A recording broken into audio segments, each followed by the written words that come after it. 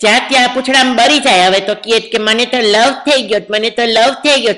અરે અકલ વગર ના લવ એટલે ખબર શું? અમારા જમાનામાં તો અમે ખબર નથી કોની હાથે લગ્ન કરવા તા, ઘૂમટો પહેરીને બેઠા પછી દાચું જોતું તાર કાકાનું. હવે તો લવ થઈ જાય ને જ્યાં ત્યાં નિશાની લખે, પેટમાં લખાવે ને, હાથમાં લખાવે ને, ખભામાં લખાવે ને, કુલામાં લખાવે. આવું કઈ હતું હશે? ના પાડીએ તો કહેશે અમે તો સ્કૂટર લઈને ભાગી જાશું. કોઈના બાપાની દર નહીં, છોકરીને બાંધે તો દોરી રસી લઈને ભાગે એવું છે. હવે તો કે અમે તો આપઘાત કરશું, મરી જશું પ્યારના નામમાં.